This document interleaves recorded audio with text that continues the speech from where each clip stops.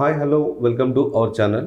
రాష్ట్రంలో ముఖ్యమంత్రి రేవంత్ రెడ్డి గారు 6 గ్యారంటీల అమలు అని చెప్పి సాధ్యం కాని హామీలను నెత్తిన పెట్టుకొని ఇప్పుడు ప్రస్తుతం సాకులు వెతకబోతున్నారా అంటే అవుననే సమాధానం వస్తున్నది. ఎందుకు ఏమిటి వివరాలు సీనియర్ జర్నలిస్ట్ శ్రవణ్ కుమార్ గారిని అడిగి తెలుసుకుందాం. శ్రవణ్ కుమార్ గారు, గత అసెంబ్లీ ఎన్నికలప్పుడు రేవంత్ రెడ్డి గారు అధికారంలోకి వచ్చిన వెంటనే 6 గ్యారంటీల పథకాలన్నీ అమలవుతాయని చెప్పి అన్నారు. ఇప్పటికే అధికారంలోకి వచ్చి దాదాపు 55 రోజులు గడిచిపోయింది. 100 రోజుల లోపల అన్నీ మధ్యలో మాట్లాడారు. 100 రోజుల తర్వాత అన్నీ అమలవుతాయని మళ్ళీ మాట్లాడారు. తర్వాత ఇప్పుడు ప్రస్తుతానికి నిన్న ముఖ్యమంత్రి రేవంత్ రెడ్డి గారు ఒక స్టేట్మెంట్ ఇచ్చారు. కేంద్రంలో రాహుల్ గాంధీ ప్రధాని కావాలి, అట్లాగే కాంగ్రెస్ పార్టీ అధికారంలోకి వస్తేనే రాష్ట్రంలో 6 గ్యారంటీల పథకాలు అమలవుతాయని చెప్పేసి మరో కొత్త రాగం అందుకున్నాడు. అంటే ఇది ఒక రకంగా మా కాంగ్రెస్ పార్టీకి ఓటు వేస్తేనే మీకు 6 గ్యారంటీల పథకాలు హామీ అంటూ మోసం చేస్తూ ప్రొలాంగ్ చేస్తూ వస్తున్నట్టు అనిపిస్తుంది అని అనుకుంటున్నారు ప్రజలు.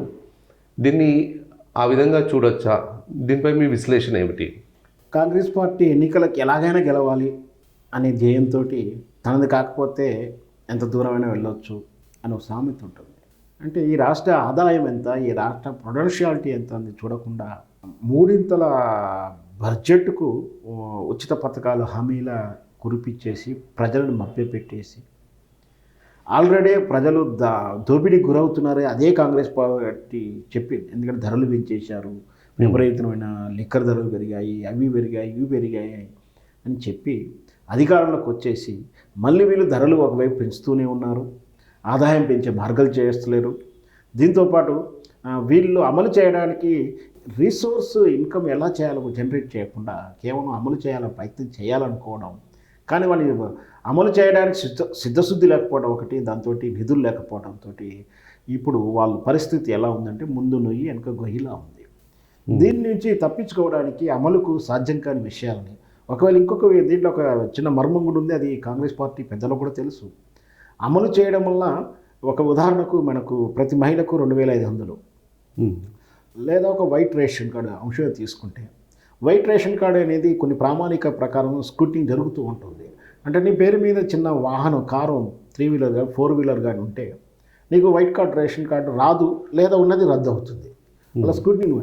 కానీ వాస్తవానికి అక్కడ కారణంత మాత్రాన అతడేమి కోటీశ్వరుడు కాదు. వాస్తవానికి ఈ రోజుల్లో లివింగ్ ఆఫ్ స్టాండర్డ్స్ మారింది. ఆ కారు అనేది తను ఒక ట్యాక్సీ డ్రైవర్ గాను లేదా రకరకాల జీవనోపాధి కోసం వాడుకుంటుండొచ్చు ఆ వెహికల్. ఎందుకంటే ఇప్పుడు మనం మారుతూ వ్యాన్ చూస్తున్నాం. ఆ వ్యాన్లో రోజు ఇంత ఆహార పదార్థాలు తీసుకెళ్ళి అమ్ముకుంటుంటారు, ట్రావెల్ చేస్తుంటారు, ఒక స్ట్రీట్ ఫుడ్ చేసి అమ్ముతుంటారు. అది కూడా స్క్రూటినీలో తీసేస్తా అంటే ప్రజలు చాలా కోపం వస్తుంటుంది. అంటే నువ్వైతే ఎన్నో రూల్స్ పెట్టుకొని ఎన్ని రూల్స్ అతిక్రమిస్తూ కోట్లు సంపాదిస్తావు, కానీ నా దగ్గర ఏదో నామకే వస్తూ తాతో తండ్రి ఇచ్చిన చిన్నపాటి ఇల్లు ఉంటే ఎందుకంటే పాత గుడిసెలో పాత ప్లేస్ ఉంటుంది, తన పేరు మీద ఉంటుంది. ఎందుకంటే ఈ రోజుల్లో సెక్యూరిటీ కోసం తన పేరు మీద మార్చుకుంటాడు, తండ్రి ఆస్తి కావచ్చు అది. కానీ ఈ రోజుల్లో మనకు అతనికి ఇల్లు ఉండటానికి ఇల్లు ఉండాల్సిందే. ఒకనాటి జీవన ప్రమాణాలు గుడిసెల్లో ఉండేవారు, కానీ ఈ రోజుల్లో కాంక్రీట్ ఇల్లు లేని ఎవరు ఉంటలేరు. సో అంత మాత్రాన నీకు సొంత ఇల్లు ఉందనో వైట్ రేషన్ కార్డు తీసేయడం ఇట్లాంటి కారణాలతో తీసేసినప్పుడు ప్రజల నుంచి స్పందన నెగిటివ్ వస్తుంది. లేదా ఒక పథకం 2500 ప్రతి మహిళకి ఇస్తాడు, దానికి కూడా 100,96 కండిషన్స్ పెట్టారు. దాంతో కూడా రాని వాళ్ళు రివర్స్ అవుతారు. అంటే ఇంట్లో ఒకరికే ఇస్తారంటాడు. మరి ఇద్దరు ఎలిజిబిలిటీ ఉన్నప్పుడు ఒకరికే ఎందుకు ఇస్తారు? ఇవన్నీ కూడా ప్రజల నుంచి, అంటే అమలు చేసిన అమలులో బెనిఫిట్ పొందిన వాళ్ళ నుంచి తీవ్ర వ్యతిరేకత ఉంటుంది. మరి అమలు ప్రయత్నం చేద్దామన్నా ఇక్కడ ప్రాక్టికల్గా ఇబ్బంది ఉంది. పైగా 100 డేస్ అనేది లిమిట్ పెట్టుకున్నారు. మరి ఆ అప్లికేషన్స్కి మళ్ళీ కొత్త విధానాన్ని గత కాలంలో ఎవరు కూడా ప్రభుత్వ ఆఫీసుల చుట్టూ తిరిగి అప్లికేషన్ చేయాల్సిన అవసరం లేదు. ప్రభుత్వం దగ్గర ఉన్న డేటా ప్రకారమే ఇచ్చేశారు. కొత్తగా లేదా ఆన్లైన్ అప్లై చేసుకున్నారు. కానీ ఇప్పుడు ఇంటింటికి వెళ్ళి వీధులకు వెళ్ళి ఆ కాంగ్రెస్ ఏజెంట్లు కార్యకర్తలు చెప్పిన గైడ్లైన్ ప్రకారం పనిచేసుకోవడం మనం చూస్తూనే ఉన్నాం. వాళ్ళు ఏజెంట్గా వ్యవహరిస్తూ మీకు ఆ పథకం ఇప్పిస్తాం, ఈ పథకం అంటే ఇవన్నీ కూడా ఏమిటంటే కాంగ్రెస్ కార్యకర్తలు ఉపాధి క్రియేట్ చేయడానికి విధానాన్ని నిర్ణయం తీసుకుంటున్నారని ఒకవైపు ఉంది.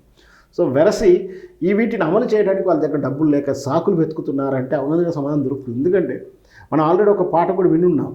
శ్వేతపత్రం రిలీజ్ చేసి ఖజానాలు ఖాళీగా ఉన్నాయంటే జీతాలు ఇవ్వడానికి ఎగ్గొడుతున్నారంటే కూడా ఒక పాట కూడా ఉంది మన తెలుగు సినిమాలో ఉంది మనకు. సో అలాగే ఈ శ్వేతపత్రం చేసి ఖజానాలు ఖాళీగా ఉన్నాయని చెప్పే ప్రయత్నం చేయడం లేదు. ఒకవేళ చేస్తే ఇలాంటి ప్రతికూల పరిస్థితులు వస్తున్నాయి కాబట్టి మేము చేయలేకపోతున్నాము అని చెప్పలేక కేంద్రంలో కాంగ్రెస్ ప్రభుత్వం వస్తే రాహుల్ గాంధీ ప్రధానమంత్రి అయితే కానీ ఇక్కడ ఇవి అమలు కావంటారు. అంటే ఇన్ని రోజులు మరి కేంద్రం వాళ్ళు ఇస్తేనే అమలు చేస్తానికి వచ్చాడా? ఈ రాష్ట్రం ఆదాయం నుంచి తీసి ఇవ్వడా? కేంద్రం ఇచ్చే నిధుల నుంచి తీసి ఇస్తారా?